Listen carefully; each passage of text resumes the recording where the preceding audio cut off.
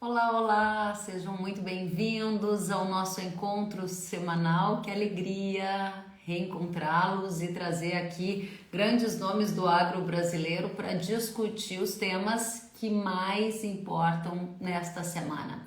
Entre os assuntos mais votados por vocês apareceram riscos de geadas, tendências para preços de milho e tendências para o mercado de fertilizante.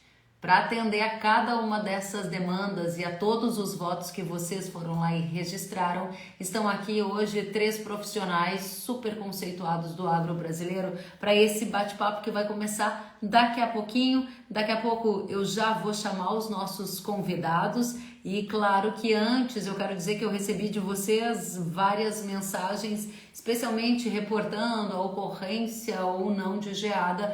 Dentre todas as mensagens que recebi, felizmente o frio chegou, mas a geada passou longe das produções de café e de milho daqueles grupos que me reportaram a situação. A gente também vai trazer atenção muito especial para as produções de milho. Hoje, mais consultorias brasileiras cortaram a previsão de rendimento da segunda safra, especialmente por perdas de produtividade em áreas de Mato Grosso, áreas de Goiás, áreas de Minas, e ainda assim a maior parte das empresas prevê safra acima de 80 milhões de toneladas, muitas beirando 90 milhões de toneladas. Assunto para a gente analisar com bastante profundidade. E na sequência a gente vai entender se esse movimento de queda observado para fertilizantes, como por exemplo a ureia, devem continuar, em qual medida, por quanto tempo. A gente também vai tratar dos fosfatados, dos potássicos e tudo que vocês quiserem saber. Vamos lembrar que é só enviar nos comentários as perguntas ou aqui no sinalzinho de interrogação. Se quiserem também, coloquem nessa setinha aqui e enviem a live para algum amigo, vizinho, parente que vocês acham que podem se interessar por este conteúdo. Eu já vou chamar os nossos convidados. Antes, vou saber rapidinho de onde vocês estão assistindo esta live e também colocar aqui o tema da nossa conversa de hoje. Vamos lá? Nós vamos receber hoje a Juliana Lemos. A Juliana é analista-chefe da Global Fert. Nós vamos receber o Leones Severo, que é diretor do Sim Consult. Vamos receber Marco Antônio dos Santos, agrometeorologista e sócio-diretor da Rural Clima.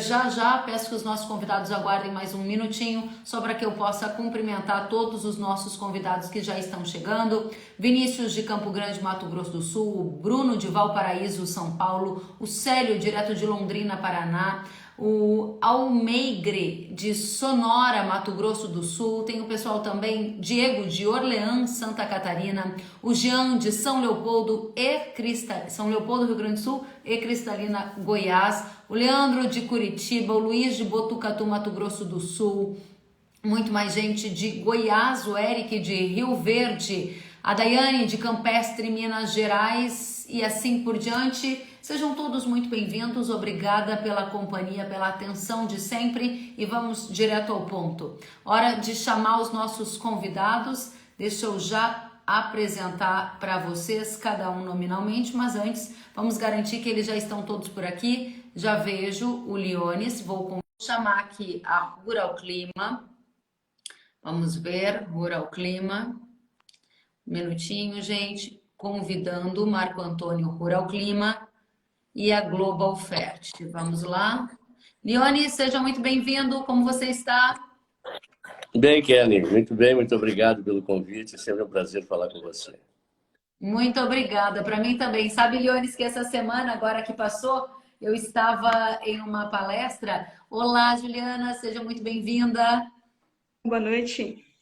Muito bom recebê-los. Já vou conectar aqui com o Marco e Leones, e contando para você e para todo mundo, que é uma situação curiosa que sempre acontece, né? Eu estava lá conversando com os agricultores e de repente um deles me disse: Nossa, algumas semanas eu estive com teu pai. Aí eu falei: Com o meu pai? Ele falou: Sim, o Leones Severo. Eu falei: Não, gente, o Leones não é meu pai. Aí todo mundo: Como assim? Eu achei que era. Acontece toda hora, né, Leones? Opa, acho que perdi, né, Juliana? Você tá por aí? Estou aqui. Ótimo. Seja muito bem-vinda. De onde você está falando com a gente, Juliana? Eu falo aqui de Rio Claro, próximo a Piracicaba, no interior de São Paulo. Friozinho também por aí, né? Deu uma esfriadinha, Keren. Ah, e agora chegou o homem do frio, Marco Antônio dos Santos, agrometeorologista da Rural. Oi, Seja muito bem-vindo. eu que agradeço. Mas olha, eu vou te falar, Kelly, eu sempre achei que vocês fossem parentes. Pois é, né, Leonis? Essa é uma situação que sempre acontece, né, Nós Tudo bom, Leonis? somos, mas Leonis? muito Tudo bem? distantes. Bom, eu estou em Tudo bom, Garopaba, né? Eu Leonis? estou em Garopaba, eu moro aqui em Garopaba, que é um pouco abaixo de Florianópolis, né? Sim. Bom, Mas que prazer estar dividindo tela com o Leonas, com vocês aí, mais uma vez. E Obrigada. num dia gelado, né, Kelly? Eu Num já dia estou é da mesma aqui gelado. forma. encasacada, feliz com a nossa conversa, que vai ser quente. Todo mundo aqui querendo ouvir vocês. Primeiramente, muito obrigada a cada um pelo tempo, pela disponibilidade de atender a nossa audiência. A gente abriu a oportunidade para a nossa audiência escolher os temas, e os temas mais votados foram milho, fertilizantes e condições para o clima. Então, eu vou começar fazendo uma sequência primeiro sobre clima. A gente viu, Marco, uma série de preocupações, né, e que continuam, pelo menos em relação a essa onda de frio e risco de geada. Não recebi relatos da ocorrência de geada de forma generalizada, não aconteceu para café, para milho praticamente, né? Pelo menos a nossa audiência que não reportou. Minha pergunta é: o risco de geada continua bastante elevado até que dia? E ele continua bastante elevado? Então vamos lá, Kelly. São duas coisas. O risco para geada persiste até segunda-feira. Ponto. No entanto, o risco que a gente fala é o mesmo que estava tendo para essa semana. Ou seja, o frio persiste porque uma nova massa de ar polar avança pelo Brasil, agora, uma continuidade dessa massa de ar polar, e pode levar ao longo do final de semana temperaturas mais baixas, podendo ocasionar, como aconteceu agora hoje, principalmente hoje, aquelas pequenas geadas pontuais. Nada comparado com 2021, né? Tivemos aquelas geadas amplas. O que estamos vendo agora é geadinhas pontuais. A única coisa que me deixa um pouquinho mais em alerta é que hoje só não tivemos geadas de fato por conta do ciclone extratropical que estava no litoral do Rio Grande do Sul, que por conta da passagem dele jogou muita nebulosidade, muita umidade dentro do continente, que fez com que as temperaturas não caíssem tanto. No entanto, com o afastamento desse ciclone agora, nas próximas 12, 24 horas para o Oceano Atlântico, ele já está totalmente no Oceano Atlântico, o tempo abre. E aí a perda de calor para a atmosfera durante a noite é um pouco mais intensa. Então, o que a gente pode ver é algumas geadas um pouco mais pontuais do que nós vimos hoje, porque hoje não ocorreu geada, foi aquela geada extremamente branda, né, sem uma quebra significativa na produção, como a gente já vinha alertando, né? Então, de uma forma geral, essa de final de semana me preocupa um pouquinho mais por estar com o céu mais aberto. Excelente. Então, nossa primeira manchete, nosso primeiro destaque aqui, a Rural Clima diz para a gente que o risco para geadas permanece até segunda-feira e ainda há, claro, uma preocupação em relação às lavouras do Centro-Sul, e a ocorrência foi de geadas pontuais de baixa intensidade nesta madrugada. A gente vai seguir monitorando. Marco, eu volto com você já já. Quero dizer que tem muita gente da audiência aqui, o pessoal lá de Uberlândia assistindo a live e também o pessoal de Rondônia, obrigada ao Busanello. Temos muito mais gente aqui, como o Marino Altman, está dizendo que está em Diamantino, Mato Grosso, verificando as lavouras de milho e acompanhando a live por aqui. Que bom, Marino, conta pra gente depois como estão as lavouras por aí. Leone Severo, para você a pergunta: qual é a sua expectativa de impacto desta onda de frio em relação ao potencial produtivo da segunda safra de milho no Brasil? E você está com expectativa de uma safra farta? Ao redor de quanto? Bom, Kelly, eu não faço muitas previsões, né? Não é exatamente a minha função, mas eu tenho expectativa que a gente possa produzir ainda uns 114 milhões de toneladas. E o Brasil não pode perder essa safra, porque o mundo precisa desse milho. Já perdemos no ano passado, perdemos a primeira safra, e tem esse problema todo. E o Brasil é um dos maiores consumidores do mundo de milho, não é? 72 milhões de toneladas, que o mercado interno é muito forte. Todo mundo esquece que o Brasil é o sexto país do mundo, concorrendo pelo quarto lugar com o Paquistão e a Indonésia, e o pessoal esquece da pujança do nosso mercado doméstico, até porque somos grandes exportadores de proteína animal também, não é? Então, nós precisamos desse milho. O milho tem um valor imenso e um destaque muito forte no mercado interno, e, naturalmente, que isso precisamos de uma safra cheia e eu espero que a gente consiga. Se essa safra que você espera que a gente tenha farta, assim como todos nós, né, tanto pela cadeia dos agricultores, produtores mundiais, diante desse cenário de inflação de alimentos ao redor do mundo, a minha pergunta é: qual a tendência de preço para o milho diante do contexto global? Bom, no contexto global, todas as agrícolas vão continuar subindo, porque ainda não aconteceu o fato, né? Vamos dizer, existe a causa e o efeito. Nós tivemos as causas, que foram as perdas de safras ao redor do mundo, não é? E a consequência, que é o efeito, não é? É quando faltar esse produto que não foi produzido, que ainda não aconteceu nem na América do Sul, da perda da América do Sul, e tampouco da Ucrânia, que recém está na guerra e ainda não se tem esse resultado. Então, faz muita... Por exemplo, o trigo, as três irmãs se acompanham, né, simultaneamente no preço. Elas concorrem em conteúdos que se substituem e concorrem também na área de plantio, que a área de plantio de cultivo no mundo está virtualmente esgotada. Então, nós temos essa expectativa que o Brasil possa ter uma boa safra para atender as necessidades internas e também seja um grande exportador, já que a Ucrânia é um grande desfalque no mercado mundial, não é? Até a Argentina também está com problema. Por exemplo, o trigo, que é um dos maiores concorrentes da soja e do milho, ontem o governo chinês ele proibiu os fazendeiros de cortar o trigo para silagem e proibiu também o uso do trigo para rações. Quer dizer, a gente está vendo movimentos no mundo que estão indicando que essa escassez, que eu chamo escassez soberana, ela é muito abrangente, muito maior do que a crise que nós vivemos em 1973, 1974, que eu ainda estava lá.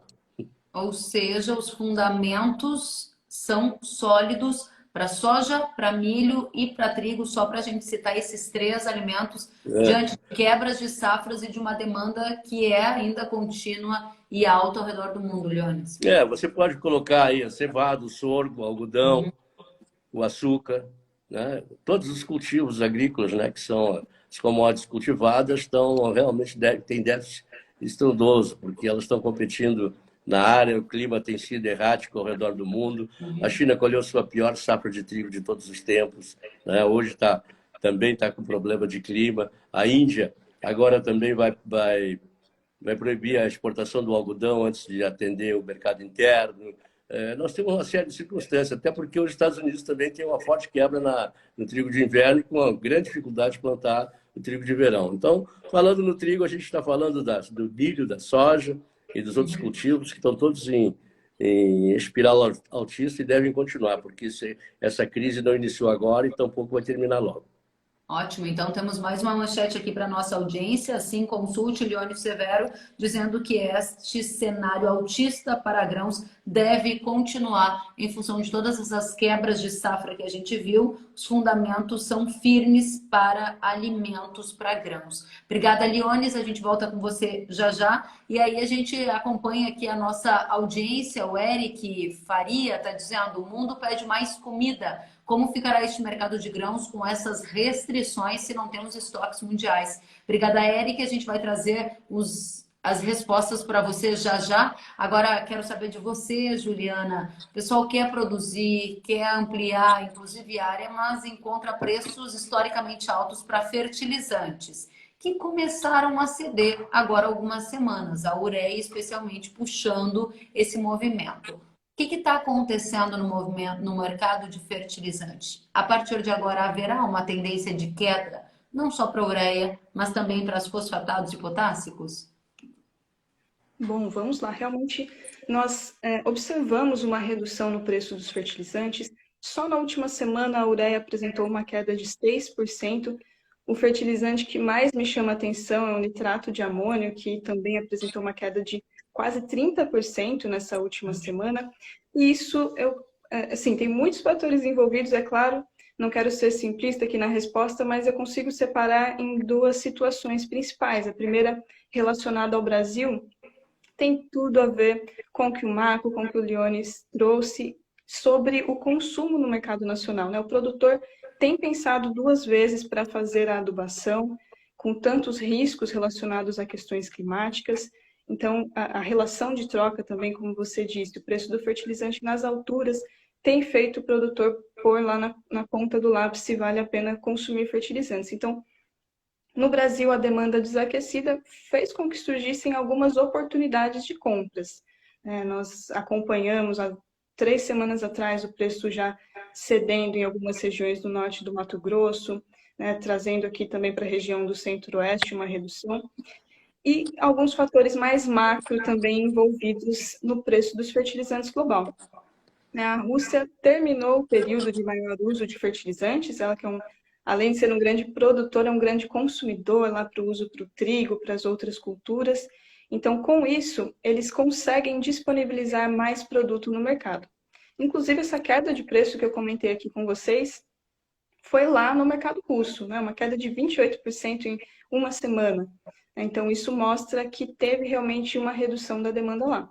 E como a gente já vem ouvindo já há algum tempo, o Brasil é um grande importador dos fertilizantes da Rússia. Poderemos ver uma disponibilidade melhor e também algumas oportunidades de preço para os fertilizantes de forma geral. A questão aqui, o ponto de atenção é que a gente precisa lembrar que a Rússia continua, né, permanece sancionada economicamente, então todas as compras aí precisariam dos fornecedores serem rublos, o que dificulta um pouco a comercialização. Mas já é uma sinalização, já é algo mais positivo, otimista em relação ao preço dos fertilizantes, saber que pelo menos lá já temos sinais de redução nos preços. Muito bem. Temos uma pergunta aqui para não perder o fio da meada, que é para você, Juliana. A queda dos fertilizantes deve, então, continuar? A expectativa é que os preços realmente tenham uma redução ao longo dos próximos meses. Nós precisamos apenas ficar atentos a alguns fatores-chave. Como vai se comportar a demanda na Índia, né, que é um grande consumidor, que abriu leilões recentemente, como vai se comportar a demanda aqui no Brasil e até mesmo o fator mais impactante neste momento, que é a guerra, né? Como isso vai continuar acontecendo nos próximos meses. Caso se mantenha nessa situação que estamos observando, existe sim uma expectativa de melhora, né, de redução no preço dos fertilizantes. A única ressalva, até para trazer uma resposta mais completa, é sobre o cloreto de potássio. Esse é um fertilizante que um dos grandes produtores, que é a Belarus, continua sancionado. Então, esse volume que costuma vir para o Brasil, nós não veremos. Então, para esse fertilizante, a gente fica ainda com um grande alerta. Muito bem, então, mais uma manchete para a nossa audiência, a Global Fert indicando que a queda dos preços dos fertilizantes começou a acontecer com um movimento mais intenso para o nitrato de amônio, com um recuo de mais de 30% nos últimos dias, e se as condições permanecerem muito próximas das que temos hoje, há ainda algum espaço para quedas ainda nos fertilizantes, com destaque para as dificuldades enfrentadas para o cloreto de potássio, né, com os países de origem sancionados. Obrigada pela presença, Juliana, Global Fert. A gente vai continuar, gente, tem muita gente nos assistindo. Obrigada a todos de casa, obrigada pelas perguntas. Leones, não vou perder tempo, já vou para perguntas para você, e aqui eu vou perguntar sobre trigo, porque você falou do milho, da soja, do trigo, que são as co-irmãs. E a pergunta da nossa audiência é se o preço do trigo vai se manter até a colheita. Com certeza. Eu faço a seguinte observação. Os preços que eu falo são os preços nominais das bolsas de mercadorias que vão continuar subindo. Não significa necessariamente que terão fidelidade no repasse aqui na origem, entendeu? Essa é a questão. Nós temos visto que tem se mantido, o trigo realmente está escasso e, naturalmente, que o preço vai continuar subindo. E eu penso que nosso trigo tem estamos exportando bem, inclusive, né? Tanto trigo quanto milho, mas o nosso trigo é um trigo também de um mercado muito restrito, né? Porque é um trigo mole, então a gente não tem assim um alcance maior com relação a preços. Ou seja, você vê espaço para sustentação e até alta do preço do trigo nas bolsas, mas isso não significa que haverá uma escalada de preço no mercado doméstico. O que inibiria o mercado doméstico de acompanhar esse movimento do mercado internacional, Leones? Não é que vai inibir, é que nós temos um produto que tem um relativo valor, e esse desconto vem, né? Porque nós não temos trigo duro, nós temos um trigo, como eu falei, de qualidade baixa. Então, naturalmente, que ele não tem o mesmo preço, o prêmio que recebe um trigo de maior qualidade. Mas pode ter certeza que os preços continuarão firmes, sim. Muito bem, obrigada, Leones. Vamos para você, Marco. Muitas perguntas aqui sobre as geadas. Eu vou trazer a do Thales Henrique, que quer saber quais são as previsões de geadas para junho e julho, se esses eventos tendem a continuar, se você já enxerga isso nos seus mapas. Conta para gente. A grande pergunta dessa semana, Kellen, se você me permite, era assim: se maio tá sendo esse frio todo, você imagina a hora que chegar o inverno, né, Léo? Você imagina o que tá nos esperando no inverno, né? Assim, mas por incrível que possa parecer, eu acho que se o milho escapar até segunda-feira da geada, e deve escapar, tá? E deve escapar muito bem, não deve ter geadas amplas no Brasil, eu acho que não tem mais previsão. Acho que o milho está salvo e aí já pode ser passar uma régua na produção de milho no Brasil. Com relação ao inverno, há entradas novas, entradas de massa de ar polar. Os mapas indicam entradas de massa de ar polar, até porque nós estamos com o Oceano Pacífico frio, né? E isso faz com que a porteira fique aberta para que as massas de ar polar avancem com maior facilidade sobre o Brasil, ou sobre a América do Sul de uma forma geral. Então, eu não descarto a possibilidade de novos eventos de frio, como aconteceu essa semana, tanto em junho quanto em julho, até mesmo em agosto. Só que, por enquanto, os mapas não vê uma data para isso acontecer, né? Que deixa bem claro. Mas o risco é grande, até porque nós estamos, né, sobre ainda um fator de uma laninha, né? Ainda meio perambulando aí, porque está voltando a chover no sul e tal, mas esse fato faz com que as massas de ar polar avancem. Então, eu não descarto novos episódios de geadas ao longo aí do inverno.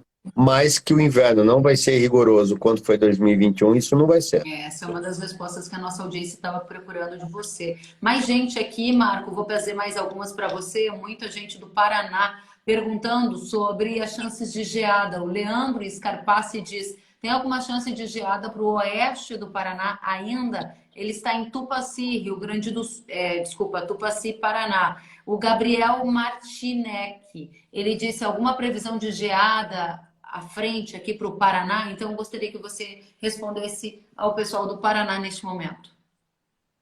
Olha, lógico que há, porque a massa de ar polar está avançando agora essa semana, uma nova massa, e até com um pouco mais de intensidade do que essa, mas eu acho que o risco é baixo para ao longo dessa semana. Acho que o risco é tão igual quanto a que nós tivemos hoje. Ponto. Ótimo. Agora para frente, lógico que existe o risco, todo ano tem esse risco, nós estamos no inverno, e falando em Paraná, falando em Rio Grande do Sul, Santa Catarina, Paraguai e Mato Grosso do Sul, o risco há.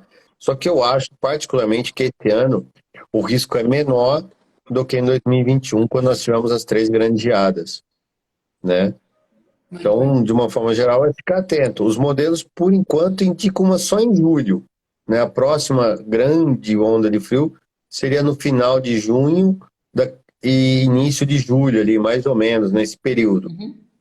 Né? Então, é ficar atento aí nas ondas de frio. Obrigada, Marco. Pergunta para você, Juliana, da nossa audiência. Qual será o momento ideal para iniciar as compras de fertilizantes para a safrinha 2023? Que você tem observado de movimento de antecipação, Como é que está esse mercado e as tendências? Vamos lá, essa pergunta acho que é uma das mais aguardadas aí de todo mundo, saber qual o momento ideal para fazer essas compras. A gente, inclusive, acompanha, né, auxilia algumas empresas em relação a isso. Nós temos visto agora uma preocupação, ou melhor, uma atenção maior em relação a isso, pensando já na safrinha, com essa virada nos preços dos fertilizantes. Então, os produtores estão começando a voltar a se interessar sobre fertilizantes para a próxima safra. Para esse ano já não tem tanta procura, né? Já estão com as compras praticamente finalizadas. Aí a questão de quando entrar no mercado, você precisa ficar bem atento a todos esses direcionadores que eu comentei com vocês, com os principais consumidores, como está o preço do fertilizante, a relação de troca, e procure ajuda de um profissional que monitora esse mercado, né? Estamos à disposição aí de vocês também. Bom, mas realmente é a hora de começar a prestar atenção no momento de compra para a próxima safra.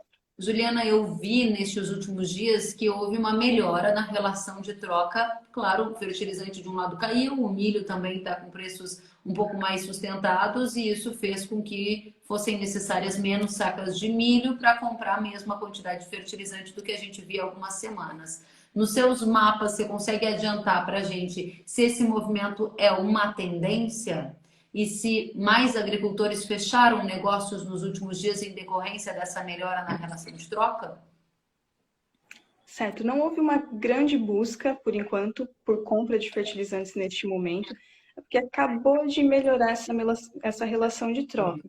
Mas sim, é uma tendência, né? Com toda essa situação que o Leones trouxe para a gente, de preço que deve fortalecer, né, o preço das commodities, e com essa expectativa de uma redução no preço dos fertilizantes, sim, devemos ver uma tendência de melhora nessa relação. Muito bem, obrigada, Juliana. Perguntas para você, Leones, vamos lá. Muita gente aqui da audiência perguntando, vamos a mais uma. A pergunta é: qual a perspectiva para o mercado do milho para os próximos 3 meses em preços por saca? Aí ele quer saber do mercado doméstico, né? Bom, o milho é extremamente dependente do valor do dólar, não é? Então, isso aí é uma. Eu acho que é daí para cima, vai se manter o preço nessa estabilidade. Mercado interno, alguns consumidores já têm dificuldade de pagar esse preço, mas a verdade é que numa escassez soberana não se tem esse controle, não é? Escassez soberana é aquela que os preços podem subir inimaginavelmente, porque não tem o produto. A falta do produto se expressa pelo preço, é o único, não é? E não tem substituto. Hoje, por exemplo, todas as agrícolas estão com déficit, né? Então, nós não temos assim que uma possibilidade de um recuo muito forte nos preços. E vai depender o mercado doméstico do dólar, né? Que é a taxa de juros americana parece que vai ser mais agressiva, segundo o presidente do Fed. E também os juros americanos estão subindo, o dólar index está subindo. Nós temos essa conjuntura toda que indica que os preços em dólares continuarão fortes. E o dólar aqui no Brasil, a China tem desvalorizado muito sua moeda, o iene japonês também.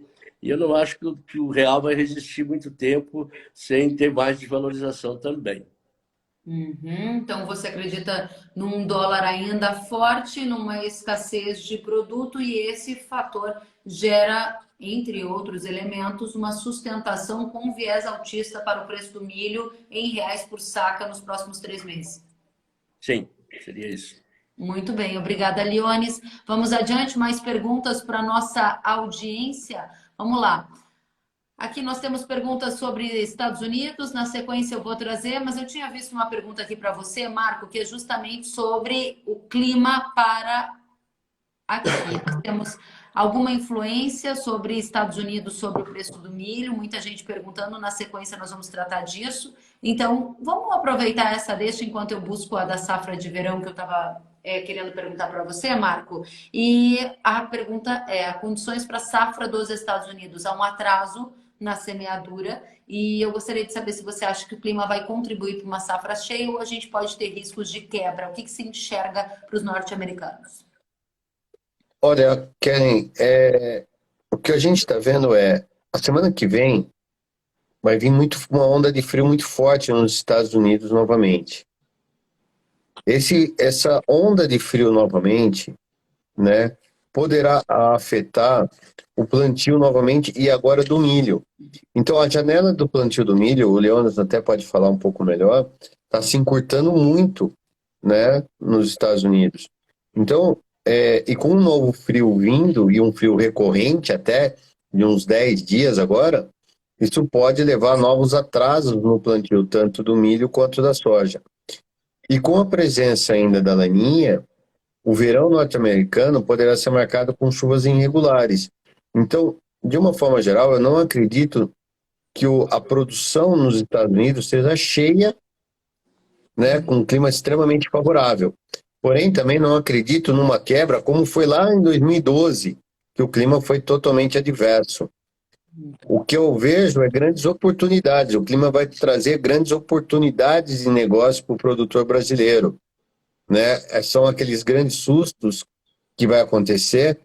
Os modelos não estão enxergando para os próximos 10, 15 dias chuvas.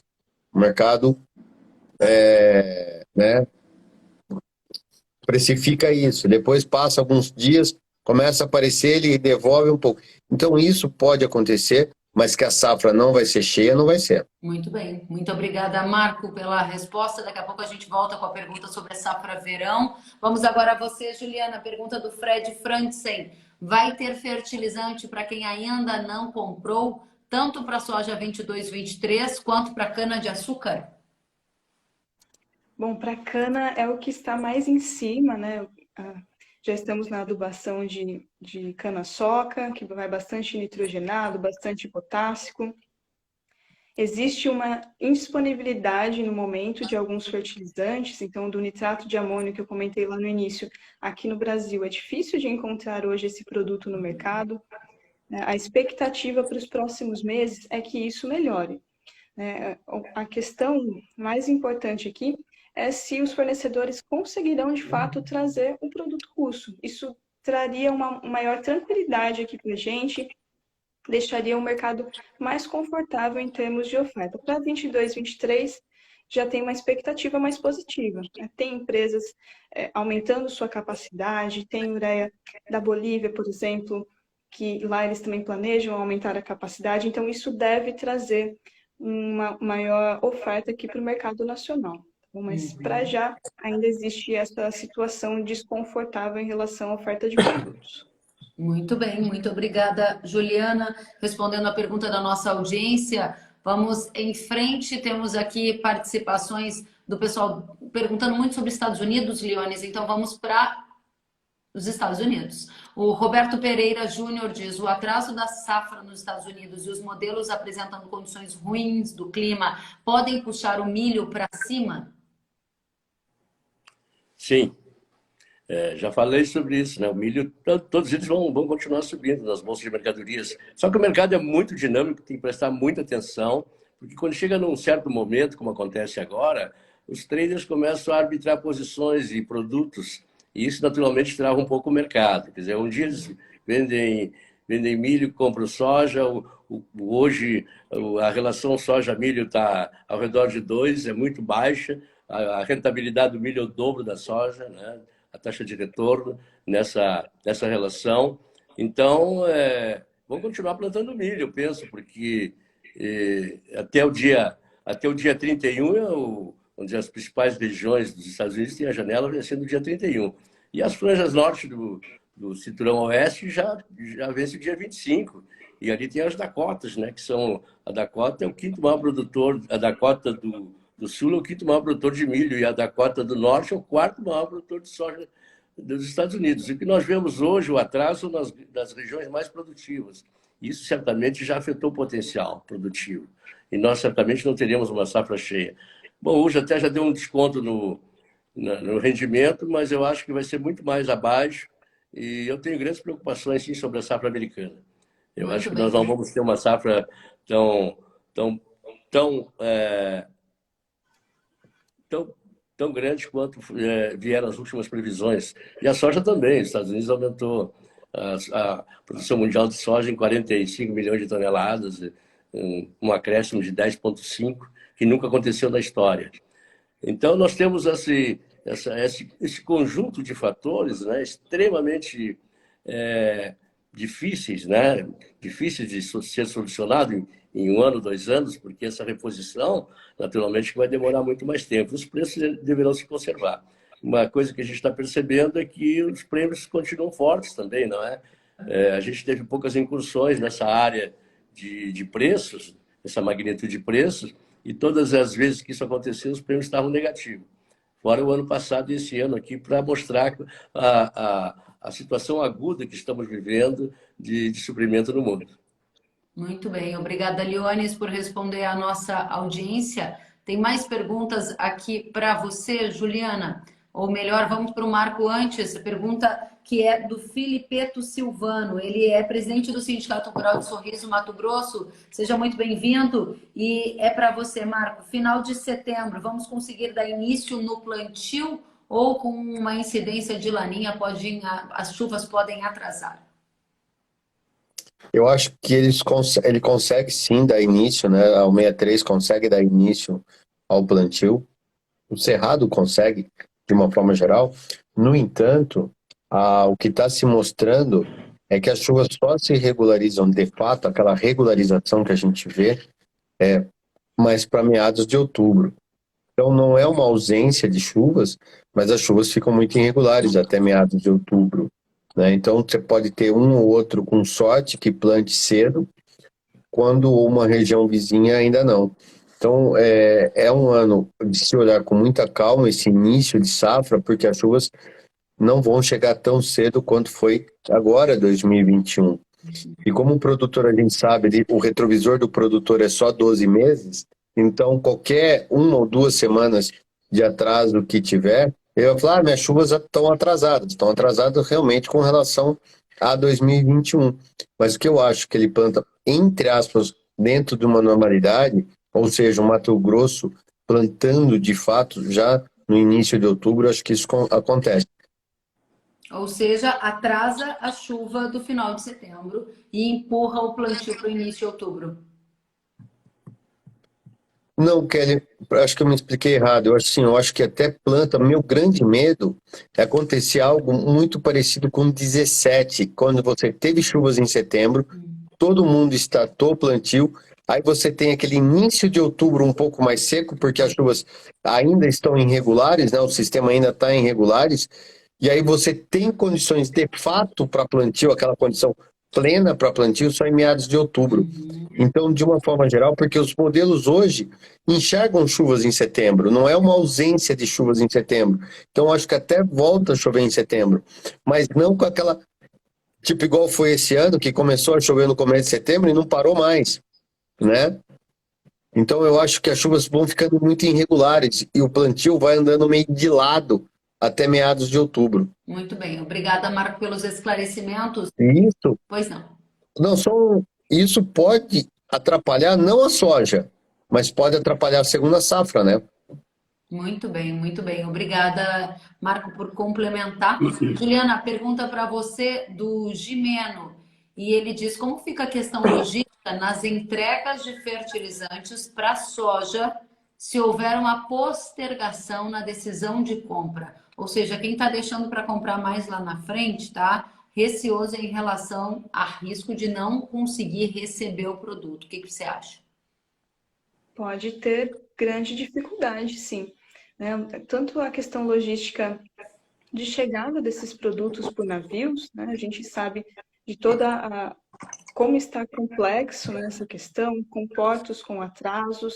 Aqui no Brasil também, a média de tempo de espera de um navio em torno de 35 dias aí nos portos mais movimentados. Então, pode ter dificuldade nesse descarregamento do produto nos portos. E também em relação ao transporte aqui no Brasil. A gente sabe que para a entrega de fertilizantes se usa muito o frete retorno.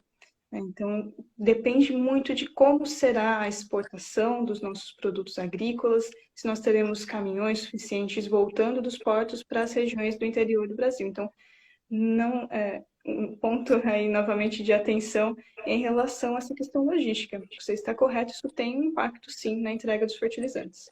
Muito obrigada, Juliana. Pergunta do R. Taufer para você, Leones. Leones, você queria fazer uma parte sobre isso? Não, não, Desculpe. não. R. Taufer pergunta para você. Ele diz: vou segurar a venda 23 de soja. E a questão é viável apostar em uma baixa para novembro em Chicago? Não, não é viável. Postar numa baixa, não. Eu só digo que o brasileiro tem que vender sua soja no primeiro semestre, que é a grande demanda do mercado está sobre a soja brasileira. Quer dizer, todos os agentes estão todos conectados em busca do produto. Depois é uma aposta, né? Porque a gente sabe que mais tarde já não tem a mesma logística, os portos já estão virados para milho, né? Então, o Brasil precisa vender a sua soja no primeiro semestre. Naturalmente que esse ano tem um contexto diferenciado, né? Que isso pode acontecer. O que está acontecendo também é que os americanos estão aumentando muito a capacidade industrial. Ontem a Cargill anunciou mais 2 indústrias. São 12 indústrias sendo construídas nos Estados Unidos, porque a margem a taxa de retorno das indústrias tem sido estupenda.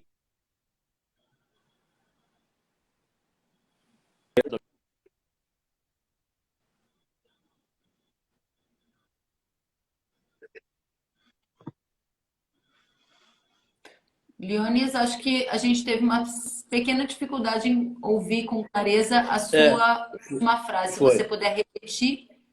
Eu estou dizendo que os Estados Unidos estão aumentando muito a capacidade de processamento de soja. Não é? Ontem a Cargill anunciou 2 indústrias mais, já são 12 indústrias em construção, até 2025 aumentará em 30% o processamento americano. Isso naturalmente irá beneficiar o Brasil. O processamento hoje, que são 62 milhões de toneladas a capacidade estática, passará para 70 milhões de toneladas, 72 milhões de toneladas. Claro que vai diminuir bastante a exportação americana, até porque não tem mais crescimento de produção, porque a área está completamente esgotada, né, as áreas de cultivo americana. Então, nós seremos muito privilegiados nessa condição futura, né, que isso agrega naturalmente mais valor à soja brasileira e a nossa demanda fica mais, vamos dizer assim, mais frequente durante todo o período, durante todo o ano. Eu quero lembrar também que o mundo importa 15 milhões de toneladas por mês. Então, não se pode perder essas etapas de consumo, porque o consumo deixa de consumir hoje, ele não vai consumir o dobro amanhã. Então, nós temos toda essa dinâmica do mercado que precisa ser compreendida, né? Porque ficar esperando com a soja, o pessoal não percebe que, às vezes, perde etapas do consumo. E o consumo é muito dinâmico também, ele se estende aonde pode conseguir o suprimento. Então, nós temos que focar dentro dessa parcimônia. Se o consumo é parcimonioso, nós também devemos ser parcimoniosos na escalada de vendas, entendeu? Não sei se eu respondi a pergunta, mas é isso aí. Muito bem, respondeu sim, Leones, muito obrigada. Marcos, muita pergunta aqui chegando. A pergunta do Deimar é como vai ficar o clima para o início do plantio do milho verão para o sul, Santa Catarina, Rio Grande do Sul, entre final de agosto a setembro? Alguma previsão que você já possa adiantar para a gente? Eu acho que é um ano. Eu estava até conversando isso hoje com alguns clientes do Rio Grande do Sul. Meu grande medo para o Rio Grande do Sul é um novembro novamente seco, né? Não é nem o início do plantio. Acho que as condições vão estar boas para novembro e setembro. Desculpa, agosto e setembro. Meu grande receio é, caso a laninha persista um pouquinho, ela demore um pouquinho mais para ir embora, você pode ter um novembro um pouco mais seco, como foi esse último ano, né, ou anos anteriores, porque as chuvas consolidam totalmente na região do Cerrado e as frentes passam muito rápido pelo sul. Então, tomar um pouco de cuidado. E eu acho que é um ano onde que o produtor, eu vou falar isso, muito produtor não vai gostar, mas talvez é um ano de se apostar num plantio de milho um pouco mais tarde esse ano para tentar fugir dessas ondas de um novembro mais seco. O grande problema é de quando você planta o milho mais tarde, você quebra um pouco aquela coisa da soja safrinha, né? Então, como que aconteceu esse ano, que muito produtor do Rio Grande está tendo lucros bons com a soja segunda safra, né, Leonas? Muito. Vocês Sim. né? Então, isso sacrifica um pouco. Então, eu acho que vai ter que começar a fazer conta, mas é um ano que o setembro e o agosto e setembro vão ser muito bons de chuvas para o plantio, mas novembro nem tanto. Legal. Só para não deixar os nossos cafeicultores desassistidos, eles são muitos que estão aqui conosco no café. Muito obrigada pela audiência, cafeicultores. O pessoal do café quer muito saber sobre os riscos para a cafeicultura, como ficam as ondas de frio nas áreas cafeeiras. Pergunta o João dos Reis Mazo. Ele diz: será que vai repetir igual foi em 2021? Muitos produtores da minha região vão desistir da cultura, diz o João, lamentando, né, o que aconteceu no ano passado e torcendo também para que não se repita esse ano. Obrigada. Não, eu também torço para que não tenha geadas tão severas quanto foi 2021, né? Que ela possa acontecer daqui 30 anos, só como aconteceu. Foi o intervalo entre as geadas. Mas o que eu vejo é um ano que o risco é grande, como todo ano é, né? Por enquanto, nada que possa trazer grandes alarmes nesse curto prazo aí, mas a gente vê ondas de frio chegando em julho novamente. Se elas vão atingir as regiões cafeeiras, é um outro assunto para a gente conversar mais perto dos episódios como dessa semana. Mas você disse para o milho que a chance de geadas era baixa, né, em relação à abrangência. Mas é baixa. Para o milho. Também? É que para o café, porque você joga o café para julho e agosto também, né? Você tem junho, você tem julho, né? Estou perguntando para essa semana, Marco. Não, essa semana não. Essa semana tá totalmente. Não. Desculpa, acho que eu entendi errado, Kelly. Mil desculpas. Imagina, você Essa não semana não. Eu que coloquei mais uma pergunta no balaio.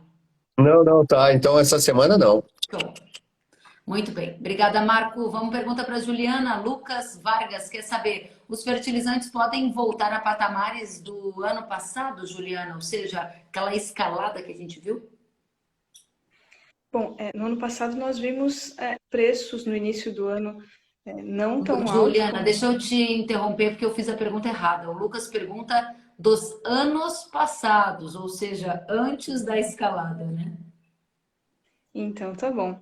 Bom, se você, Lucas, está esperando que os preços cheguem ali próximos ao de 2020, quando os fertilizantes chegaram próximos ao custo de produção, é claro que é possível, mas é pouco provável neste momento, tá? Para isso acontecer, precisaríamos de uma demanda praticamente nula no mercado, né, que os preços das matérias-primas também caíssem muito. É pouco provável que isso aconteça num curto ou médio prazo. Tá? Então, não devemos ver preços tão baixos, apesar de termos um horizonte um pouco mais otimista do que há 2 meses atrás. Muito bem. Gente, está chegando o fim a nossa live. Corre e manda no comentário aquela última pergunta. Se é para o Leones, para a Juliana ou para o Marco, escreva rapidinho que eu vou escolher agora. Enquanto você está escrevendo, vou fazer mais uma para você, Juliana. Pergunta do Tiago Marques, de Varginha, sul de Minas Gerais. Ele diz: está na hora de planejar a compra de fertilizante para plantio de soja neste momento? Assim, eu sou uma adepta sempre do planejamento, sempre é hora de planejar, de ficar atento aos fatores de mercado. Sim, é um bom momento para começar a pensar nisso, até porque nós estamos vendo essa inversão na curva. Então, já se preparar para os momentos de compra, para absorver o máximo possível essa redução nos preços. Obrigada, Juliana. Comentário do Diogo Peixoto dizendo que tem muitas empresas já vendendo semente de milho para a safrinha 2023 e teve uma alta nos valores da semente. Estamos para colher uma safra muito boa de safrinha. Será que a semente pode baixar? Vamos ver se alguém aqui quer responder. Mas a pergunta para você, Lione, se quiser comentar a pergunta do Diogo, fique à vontade. Se não, já trago mais uma questão para você, que é do Aloísio Bezutti. E ele pergunta: no Rio Grande do Sul já tem muito contrato de trigo na casa de R$ 110 por saca. É hora de travar o preço ou deixar em aberto? Para você, Leones. Do trigo eu deixaria em aberto, não só do trigo, da soja, do milho. É um momento muito difícil. Eu tenho 60 anos de mercado de agrícola, né? Principalmente voltado no mercado internacional. E esses momentos são muito difíceis. E difícil alguém que já sobreviveu nesse momento, como eu, que sou mais, né, o último o último dinossauro do mercado. Então é o momento para ter uma espera, não se apressar, né? Não ser o que já está disponível e que já está quase vencendo em armazenagem, mas o restante é para prestar muita atenção, principalmente na troca, né? Onde tem que ser compatível. E arriscar comprar um produto caro e depois não ter, embora exista a perspectiva de preços excelentes no futuro próximo, mas é uma aposta. Então, o melhor é evitar que tenha essa dor, né, que normalmente acontece, e o produtor fica muito angustiado com isso. Mas é um negócio back-to-back dentro de uma relação sadia. Obrigada, Liones. Pergunta para você, Marco, do Diego Machado. Como será o verão 2023 no sul do Rio Grande do Sul? Há previsão? Com esse laninha a gente pode ter algum cenário mais complicado? Não, desculpa, Karen, você me conhece muito bem, eu me abstenho essa pergunta, porque o que eu falar agora vai mudar, nós estamos falando de mais de 9 meses, nenhum modelo consegue pegar tão assim, e para mim, eu vou ser muito sincero, eu acho que a laninha não persiste para 2023. Os modelos americanos que estavam intensificando já mudaram a curva e já estão dando que a laninha termina no final do ano. Legal. Então, qualquer coisa que eu falar agora, eu posso errar muito forte. Vamos então para uma mais fácil, entre aspas. A pergunta Muito obrigado, aqui Kelly. é do, Obrigado. imagina, do Lorenzo Brandão, e ele diz, Marco, como estão as previsões de geada para sul de Mato Grosso do Sul? Se for para essa semana, tá tranquilaço, não tem nada. Mais para frente pode ocorrer alguma coisa lá em julho, mas aí já não tem tanta, né, cultura ali em julho. Obrigada, Marco. Se for para Pergunta para você, Juliana, do Paulo Sartor. A compra de fertilizantes dos americanos está ou vai influenciar nos preços brasileiros? A compra dos Estados Unidos sempre influencia no mercado internacional. O momento que eles mais compram fertilizantes é mais no início do ano, no primeiro trimestre, e isso não aconteceu da forma como nos anos anteriores. Então, acabou não contribuindo aí para uma maior demanda global de fertilizantes. Não devemos ver compras tão fortes ainda este ano, tá, dos Estados Unidos. Já passou assim o período que eles mais costumam comprar. Legal, obrigada, Juliana. E eu quero dizer para vocês que o pessoal adorou esse encontro. A Cris Ellen Busanel está dizendo que essa live foi chique demais, diz ela.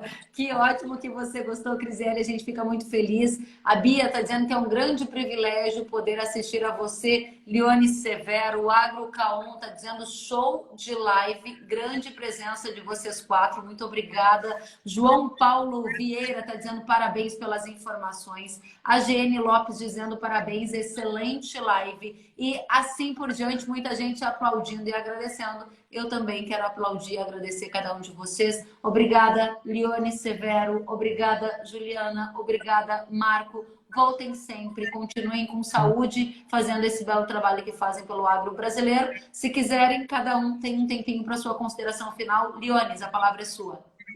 Bom, Kelly, eu agradeço também essa manifestação dos vossos assinantes e foi um prazer estar com você, com a Juliana e com o Marco Antônio. E foi um momento bem agradável e eu gostaria que se repetisse muitas vezes. Muitas felicidades, sucesso a vocês todos. Obrigada, Liones. Volte sempre, um privilégio recebê-lo. Marco? Kellen, eu só tenho que agradecer e falar que quando a coisa é boa, passa rápido. Eu nem vi essa live passar para mim, porque deu 10 minutos só de live. Então, com esse time aí, não tenho o que falar. Eu só fico honrado cada vez do seu convite. Muito obrigado e conte sempre com a gente aqui. Obrigada da mesma forma, Juliana. Pessoal, foi muito gostoso ter esse momento aqui com vocês. Agradeço também o convite. E tem um convite para vocês, né? No finalzinho desse mês, o Global Fert lança a sua publicação sobre o fertilizantes. Então, é gratuito. Fiquem à vontade para espiar lá no nosso site. Legal, vamos entrar em contato para a gente espalhar mais informação por aí. Gente, obrigada a todos que estão aqui. O RP Souza está agradecendo por dedicar o tempo de vocês a trazer informações. O João está dizendo parabéns, foi muito bom, que ótimo time. O Bruno diz que já está esperando a próxima. O Osmar está dizendo que foi muito especial. O Stefanello está dizendo que somos gratos a estas lendas. Muito obrigada. O Dirley dizendo que foi top, excelente. Esclarecedor demais, disse a Schneider, grandes profissionais, parabéns, tô só pela próxima e assim por diante. Agradeço demais, se cuidem, fiquem bem. Quem gostou da live pode saber, ela vai imediatamente agora para o feed e para todas as plataformas de podcast para o pessoal ouvir. Leone, você ia fazer um comentário? Não. Agradecer apenas. Então tá bom. Gente, se cuidem, sintam-se abraçados, fiquem bem, até a próxima. Tchau. Até, tchau. Bye, bye. Tchau.